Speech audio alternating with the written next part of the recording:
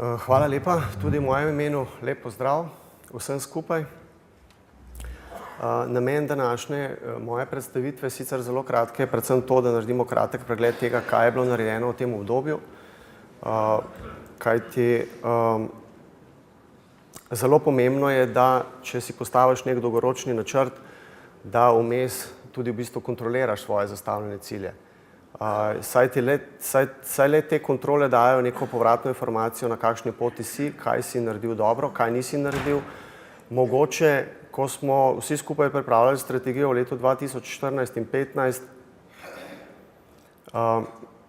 smo nekako skušali zajeti vse segmente nogometa v najširšem smislu in seveda, ko ti izvajaš strategijo, potem ugotavljaš, da mogoče določenih stvari pa sploh nisi se dotaknil. Torej že pri planiranju. In zato je strategija sama zelo pomembna v smislu tega, da pogledamo v bistvu, kaj smo naredili dobro, kaj lahko še boljše naredimo, česa se sploh še nismo dotaknili. Je pa strategija tudi, ima svojo dobro lastnost to, da lahko v bistvu, ko jo načrtuješ, postaviš neke prioritete znotraj problematike, ki jo rešuješ. Se pravi, kaj želiš najprej rešiti, kaj želiš rešiti mogoče čez neko daljše časovno obdobje. In namen današnjega srečanja oziroma moje predstavitve je ravno ta, da pogledamo v bistvu, kaj smo do zdaj naredili. Se pravi, ko se je pripravljala strategija, smo postavili 4 ključne strateške usmeritve. Se pravi, prva je bila uveljaviti širši pomen nogometa v družbi, v najširšem pomenu besede. Druga, povečati prihodke tako na ravni na nivoju profesionalnega nogometa, kot tudi amaterskega nogometa, v smislu zagotavljanja čim boljših pogojev za delo. Razvoj mladih nogometašic in nogometašev, kjer naj bo poudarek seveda na množičnosti v najširšem pomenu in pa z razvojem nogometne infrastrukture, kar je zagotovo izziv, ki nas čaka v prihodnjih letih še posebej velik. V osnovi smo postavili, zdaj samo malo, da se spomnimo, kaj smo, se pravi, v osnovi smo postavili 6 strateških projektov, od katerih sta 2 zelo povezana tudi z samim trenerskim delom, se pravi razvoj specializiranih usposabljanj za trenerje in pa razširitev projekta, ki ga mi, razširitev projekta Rad igram nogomet oziroma področja nogometa za vse. In pa postavili smo 20 parcialnih strateških področij. Se pravi, tukaj so navedena 4, zakaj 4, ker o teh 4 bomo danes tukaj govorili in so tudi neposredno dosti vezana na samo trenersko delo, se pravi, eno so reprezentance, drugo je mladinski nogomet, tretja otroški nogomet in nogomet za vse in pa četrta zadeva trenerske zadeve. Jaz bom zelo na hitro, jaz mislim, da je tudi prav, da v bistvu na nivoju reprezentanc pogledamo malo rezultate, ki so bili doseženi v letošnjem letu. Ne bom jih komentiral v smislu tega, ker je veliko reprezentanc, ampak hočem vam samo povedati, da smo odigrali vse skupaj v letu 2016 70 reprezentančnih tekem, se pravi od A reprezentance, od reprezentance do najmlajše reprezentance. A reprezentance je odigrala 9 tekem, se pravi 4 kvalifikacijske, 5 prijateljskih. Mlada reprezentanca 6 tekem, 4 kvalifikacijske, 2 prijateljske. In potem mlajše reprezentance, se pravi reprezentanca letnika 97, 7 tekem. Bila je udeležena v zaključnem, se pravi v drugem krogu kvalifikacij za uvrstitev na Evropsko prvenstvo. Po zmagah z Rusijo in pa Švedsko smo potrebovali neodločen rezultat za Portugalsko in bi se uvrstili na Evropsko prvenstvo. To nam ni uspelo, izgubili smo 3:1. Samo prvouvrščeni skupine se je uvrstil naprej. Reprezentanca v 18 je igrala 14 tekem. Bila je na turnirju, ki tudi zdaj ta čas poteka, pa ga najbrž spremljate, turnir Granatkin v Rusiji, in odigrala je kvalifikacijske tekme jeseni za nastop na Evropskem prvenstvu, za nastop v drugem krogu kvalifikacij za Evropsko prvenstvo. Najbrž ste vsi spremljali zadevo, bom rekel, po prvi tekmi nam je zelo dobro kazalo, glede na to, da smo s Francozi, z aktualnimi evropskimi prvaki, imeli do sodnikovega podaljška zmago že po 1:0, na koncu je bila 1:1, druga tekma smo izgubili s Čehi in to je bilo tudi usodno, da se nismo vrstili naprej. Kljub zmage potem v zadnjem kolu proti Estoniji. Reprezentanca letnika 99 je odigrala 8 tekem, ravno tako tudi ta reprezentanca kot njihovi starejši vrstniki so se uvrstili v drugi krog kvalifikacij za Evropsko prvenstvo, ki je potekal v Belgiji. Po 2 odigranih krogih, se pravi z Belgijo in Španijo, 0-0, smo potrebovali proti Izraelu zmago. 8 minut pred koncem smo dobili gol na 1-1 in se zopet nismo vrstili na Evropsko prvenstvo. Se pravi, manjka nam ne veliko. Jaz bi v bistvu kompletno sezono ocenil kot zelo dobro. Reprezentanca U16, zakaj jih mi poimenujemo tako? Zato, ker gledamo od začetka leta, ne vas to ne bega. Se pravi, gledajte vedno letnike. Se pravi, letnik 2000 je odigrala kvalifikacije letos prvič v našem nogometnem centru na Brdu in se vrstila v drugi krog tekmovanja in jo čaka elitni del, se pravi, drugi krog jo čaka konec marca in sicer v skupini z Bosno, Anglijo in pa Češko. Turnir sam se bo odvijal v Bosni. Usvojila je tudi, ta reprezentanca je tudi usvojila turnir narodov, ki ga zelo dobro poznate in je na dobri poti, da gre po sledeh starejših vrstnikov in pa še najmlajša reprezentanca, ki ne igra nobenih uradnih tekem v okviru UEFA, ampak je igrala samo prijateljske tekme in lahko rečemo, da torej, če pogledamo sam prerez, 70 odigranih tekem, zelo veliko pozitivnih stvari. To še enkrat več potrjuje to, da se v Sloveniji v danih okoliščinah dela dobro, ne dela se odlično, ampak se v danih okoliščinah dela dobro.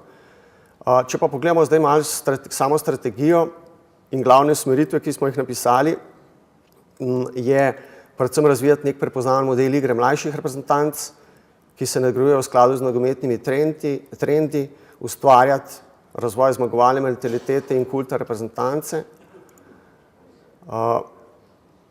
In potem, če pogledamo zelo konkretno, jaz bom zelo konkretno zdaj govoril, se pravi, za vsako področje, kaj je bilo narejeno na področju mlade in mlajših reprezentanc, se pravi, kar se tiče mlajših reprezentanc na nivoju U15, U19 imamo v bistvu prepoznaven model igre, ki se stalno nadgrajuje z modernimi trendi igre. Sodelovanje med trenerji mlajših reprezentanc je zelo dobro. Aktivno sodelovanje selektorjev na izpopolnjevalnih seminarjih za klubske trenerje, se pravi, naši selektorji se vključujejo na te izpopolnjevalne seminarje in pa, kaj je, bom rekel, korak na tem področju za naslednje leto, je, da se tudi selektorji vključujejo na samo usposabljanje za pridobitev naziva Pro in UEFA Pro. Kar se tiče mladinskega nogometa, so bili glavni projekti in aktivnosti usmerjeni v nadgradnjo delovanja medobčinskih nogometnih centrov, uveljavljanje enotnih igralnih oblik v različnih starostnih kategorijah, razvoj specializiranih usposabljanj za trenerje, vzgojitelje in starše in pa priprava strokovnega priročnika. Realizirali smo še kar par nekaj stvari dodatno, se pravi, poleg nadgradnje delovanja regijskih centrov smo uspeli preko države zaposliti dodatne ti trenerje, ki delujejo v regijskih centrih, postavili smo program dela v regijskih centrih, postavili smo kriterije za tekmovanje v prvi in drugi slovenski mladinski ligi. Tukaj lahko rečem, da smo dosegli en velik korak naprej, saj so v lanskem letu klubi prve slovenske mladinske in kadetske lige odigrali kar 52% vseh tekem na naravni travi. Torej, problematiko, ki smo imeli prej, da smo preveč tekem igrali na umetni travi, smo nekako zajezili in smo prišli do situacije, ko v bistvu se vsaka druga tekma igra že na naravni travi, kar je, jaz bom rekel, kar dober dosežek in seveda si želimo, da bi bil ta odstotek v prihodnje še večji. Kar se tiče izdaje strokovnega priročnika malo kasneje, končno smo postavili neke enotne igralne oblike v vseh starostnih kategorijah U9, U11 in U13. Zdaj mogoče to, kar berete, se vam zdi to samoumevno, ampak ko smo mi v bistvu delali analizo leta 2014-2015, smo ugotovili, da so igralne oblike oziroma načini igranja posameznih MNZ-jih pri mlajših kategorijah so se zelo razlikovali. Od, bom rekel, časovne obremenitve do velikosti igralnega polja in zdaj smo to v bistvu nekako postavili na neko skupno točko in se to tudi izvaja. Hkrati smo postavili pa tudi neko postopnost v igranju. Veste, da se igra pri U9 na manjši igralni površini, in potem se počasi ta igralna površina in pa število igralcev za leti tudi povečuje. In pa aktivno sodelovanje selektorjev na samih izpopolnjevalnih seminarjih za klubske trenerje, kot sem že prej omenil. Velik zalogaj nas čaka na področju zdravstvenega varstva igralcev. Veste, da je v bistvu šel skozi nov zakon o športu in je šel v bistvu, ne bi šel na vladi česa, ne. Ta zakon nam ne bo nič prinesel, ampak mi moramo vse narediti za to, da bodo te podzakonski akti taki, da bodo v bistvu zagotavljali našim športnikom te preventivne zdravstvene preglede, bom rekel, ne brezplačno, ampak čim z manjšimi stroški. Seveda naš cilj pa je, da bi bili te zdravniški pregledi brezplačni za otroke. Situacija je kar zaskrbljujoča. V nekaterih MNZ-jih se ne opravljajo zdravniški pregledi za tekmovanje v mlajših kategorijah, ne. In to zna biti kar problem, če se bo slučajno karkoli zgodilo v prihodnosti, ne. Ampak to je stvar avtonomna pravica MNZ-jev in tukaj mi dejansko ne moramo posegati v te zadeve. Zdaj, mogoče čisto na kratko, kar se tiče samega strokovnega priročnika, lani tukaj sem stal in sem vam obljubil, da ga boste letos dobili. Žal mi je, da ga ne boste letos dobili, to je pa zato, ker je še v tisku, dobili ga boste po pošti na dom v naslednjih dneh. Mogoče par stvari samo v tem, to je en, bom rekel, zelo dober strokovni pripomoček za vse vas. Vsi trenerji, se pravi, ta strokovni priročnik ne bo šel prosto prodajal, se ne bo prodajal. Dobili ga boste vsi trenerji, ki ste aktivni in pa trenerji, ki prihajajo, se pravi, novi trenerji, ki se vključujejo v sistem usposabljanj. Sam priročnik je sestavljen iz 8 poglavij, ne. V uvodnem delu je nakazano, da se bo obravnavalo v bistvu 3 starostna obdobja ločeno, ne, se pravi od prvo starostno obdobje 5 do 10 let, drugo 10 do 15 in tretjo starostno obdobje od 15 do 18 let. Drugo poglavje govori o zgradbi nogometne igre, ne, se pravi, to je poglavje od mojstrstva z žogo do nogometne igre.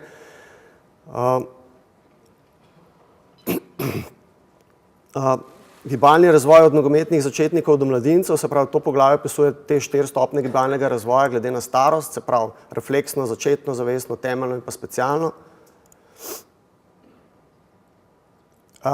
Kar se tiče nogometne šole, so tukaj nakazane ključne usmeritve, se pravi, timsko načrtovanje strokovnega dela, kakšna je vloga trenerja, slovenski model tekmovanja od 5 do 19 leta, metodiko poučevanja in delo trenerja ter samo vodenje procesa športnega treniranja.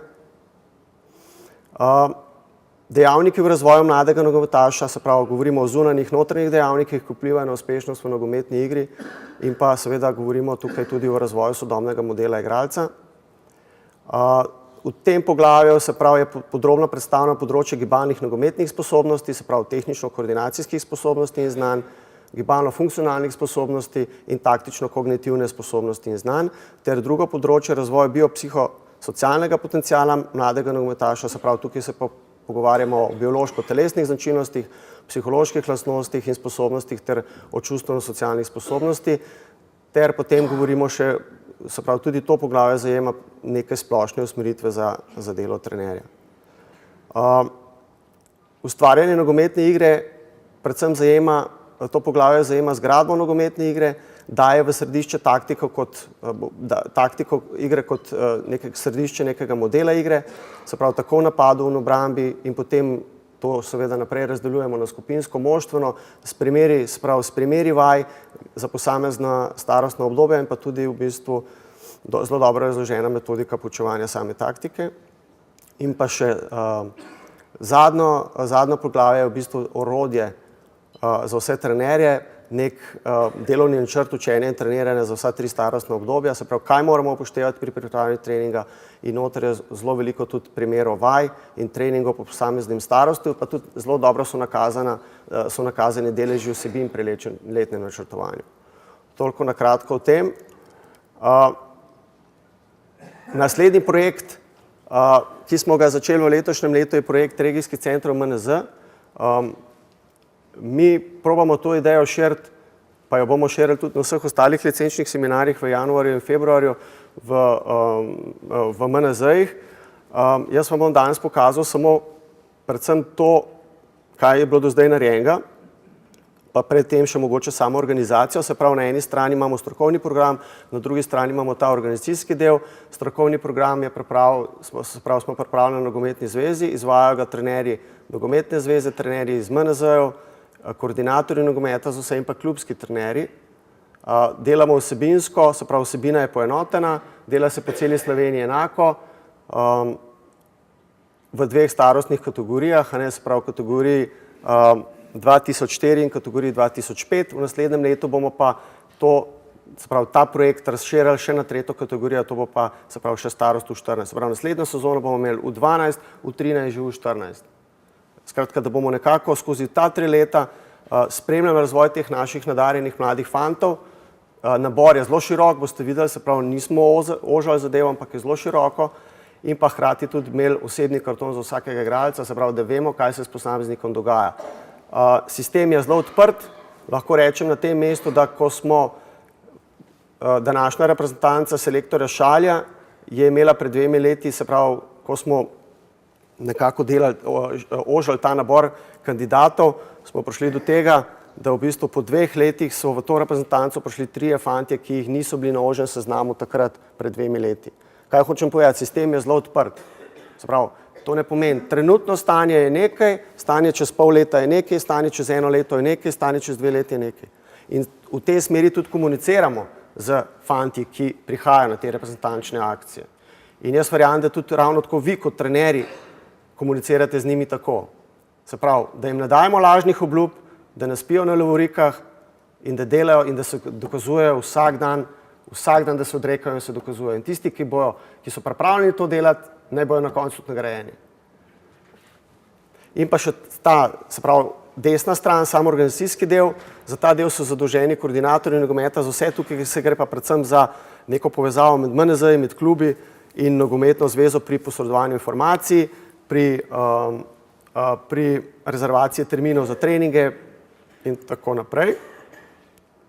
Da ne bi bil predolg, se pravi, kdo dela v centrih. V vsakem centru sta prisotna 2 trenerja iz nogometne zveze, 1 trener, ki ga je predlagal MNZ in pa klubski trener. Delamo skupino do 24 otrok, to pomeni, da je lahko delo zelo individualno usmerjeno. In to je pa v bistvu statistika jesenskega dela, se pravi, izvedeli smo 135 regijskih centrov, ko govorimo o regijskem centru, pomeni, da en regijski center zajema 2 treninga, se pravi, trening v 12 in za njimi še trening v 13, opravljenih 253 treningov na 95 lokacijah, sodelovalo je 124 klubov, se pravi, 124 klubov je prepoznalo, da je to dobro, da ne gre to za sistem skautiranja in vključenih je bilo 1122 otrok. Se pravi, 1122 otrok v 2 letnikih, približno 550 vidite po letnikih. Nismo delali nič z vratarji, ker nismo vedeli, kakšna je situacija na igrišču. Trend nogometne igre gre pa, vemo vsi, v katero smer, tudi vratarjev, se pravi, čim več aktivnosti z nogo. Nadgradnja sistema sledi v spomladanskem delu, kjer bomo vključili tudi trenerje vratarjev, ki bojo začeli delati s temi fanti. Se pravi, mi imamo tukaj v teh 2 kategorijah, če pogledamo, 100 vratarjev.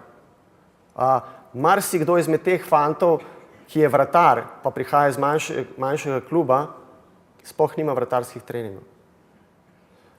In želimo tudi iz tega vidika te vsebine nadgrajevati. Kaj nas pa zelo skrbi, in se moramo zamisliti mi vsi tukaj, ki smo, je pa tale številka.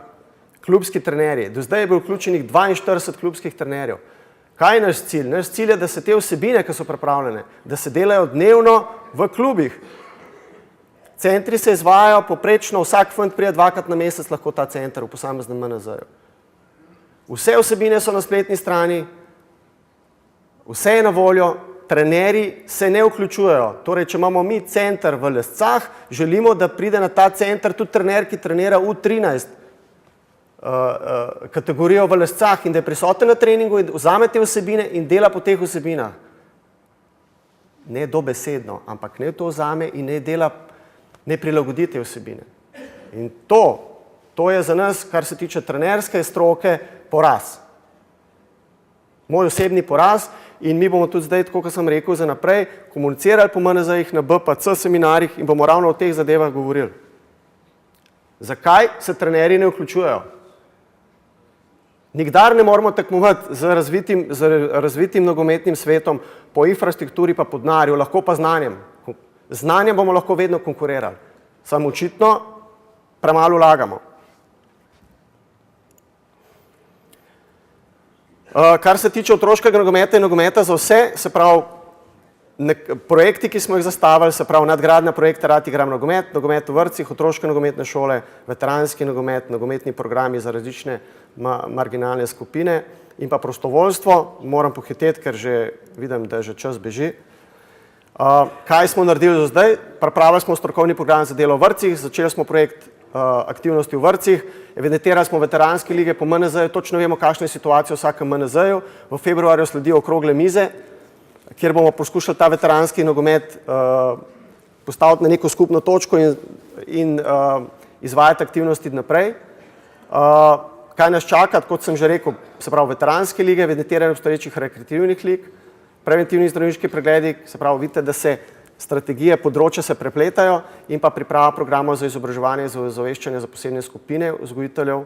Mi smo že začeli, ko sem prej govoril o kriterijih, prva SMLS-KL smo začeli s programi ozaveščanja. Veste, da smo lani imeli programe ozaveščanja, smo jih delali skupaj z Slovado, se pravi Slovensko antidopinško organizacijo, kjer smo ozaveščali mlade fante o nevarnostih dopinga in smo tudi jemali vzorce. 8 vzorcev smo lani vzeli. Pri fantih, se pravi pri kadetih 4 in pri mladincih 4. Se pravi vsi testi so bili ok, je bilo vse ok. In to letos nadgrajujemo, nadaljujemo naprej na drugi SMLS-KL. Se pravi, gremo po nekih, sistematično gremo od glave mladinskega nogometa navzdol. In hkrati bomo se začeli ukvarjati tudi že ženskim nogometom za prvo SŽNL, kar se tiče programov. Se pravi, nogometne urice v vrtcih, zakaj smo se odločili za to? Zaradi tega, ker želimo, da je nogomet prisoten že pri najmlajših, predvsem iz promocijskega vidika. Kaj smo dosegali s tem programom? Mi izvajamo te aktivnosti v času kurikuluma, se pravi, delamo v dopoldanskem času. Mi smo edina športna panoga, ki v vrtcih dela v dopoldanskem času, s svojim programom. Spustili so nas v vrtce. Seveda smo postavili neke kriterije, se pravi, seveda je sam tečaj brezplačen za otroke.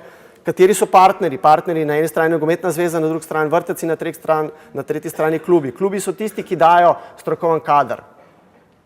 Naši trenerji NZS so mentori njim. Kaj je naš cilj? Naš cilj je, da se poveže klub in pa vrtec. Mi se omaknemo, naslednje leto gremo naprej na novih 9. Tukaj jih je 8, zato ker v MNZ Gorici niso najdeli primernega vrtca. Vsake MNZ imamo enega in mi bomo to kolobarili vsako leto, ampak te vrtci bodo ostale, aktivnosti v teh vrtcih grejo naprej, najmanj za 3 leta morajo delati v teh vrtcih, mi gremo pa naprej in širimo to idejo. Kakšna je trenutna situacija? Imamo 205 otrok vključenih, 10 klubskih trenerjev, 8 nogometnih klubov. Zaključek bomo naredili v času reprezentančne akcije. Veste, da igramo z Malto v juniju mesecu in bomo povabili vse te otroke na en trening reprezentance. In pa še trenerji na koncu, ampak najbolj pomembni, se pravi, kakšna je bila naša usmeritev, doseči višjo raven usposobljenosti nogometnih trenerjev, čeprav moje osebno mišljenje je, da trener se mora vsak zase dnevno sam izobraževati, izpopolnjevati, ne čakati na licenčne seminarje, vsak mora zase delati, sprot vsak dan. Čim več bivših nogometašev vključiti v programe izobraževanja in dobiti čim več visoko usposobljenih trenerjev, da bodo delali to, kar je že prej v bistvu tudi predsednik povedal, da bodo delali z mladimi. Kaj smo do zdaj naredili? Začeli smo delati, se pravi, začeli smo s projektom razvoj specializiranih usposabljanj za trenerje. Imamo posebne dvakrat letna srečanja z vodji mladinskih programov Prve slovenske mladinske lige ter mladinske in kadetske trenerje. Imamo posebej strokovno usposabljanje za trenerje ženskih klubov, se pravi ženski nogomet, problematika posebej obravnavamo. Prevetrili smo programe usposabljanja v skladu z UEFA trenersko konvencijo. Reorganizirali smo šolanja. Veste, da je zopet v skladu z novim zakonom o športu, ki pravi, da ne bomo imeli več 3 stopenj usposabljanja, ampak samo 2, se pravi samo 2. in 3. stopnjo. To pomeni, da je treba temu prilagoditi tudi usposabljanja. priprava programov trener futsal C in trener futsal UEFA B, kar že izvajamo, in naredili zadnja zadeva, ki je bila pripravljena, je pa priprava programa za usposabljanje trener vrtarjev UEFA B. Kaj nas čaka za naprej? Zopet gremo na se pravi strokovno usposabljanje za vodni mladinskih programov. Druga SMLS, ter mladinske in kadetske trenerje. Kar se pa tiče leta 2018, je pa projekt usmerjen že to, zdaj vam pa že lahko nakažem, da bi delali tudi posebej z trenerji znotraj MNZ-ja, z U9, U11, po posameznem MNZ-ju, z našimi trenerji. Se pravi, da imamo tudi za njih točno jasne cilje in pa usmeritve. Ter pa seveda, kar je še posebej velik izziv za nas, ki ga tudi zdaj pripravljamo, je priprava programa mentorstva mladim trenerjem. Se pravi, nekdo si usposobi za trenerja, mi ga vržemo v vodo in zdaj ne on tam plava. Rab nekoga zraven, ali je to vodja mladinske šole iz kluba, ali je to trener iz nogometne zveze. Se pravi, vsak trener, dober, kvaliteten trener, rab zraven sebe nekoga svetovalca, mentorja, ki ga usmerja skozi to njegovo prvo obdobje. To je zelo na kratko vse. Če imate kakršnokoli vprašanje, izvolite, drugače pa hvala lepa.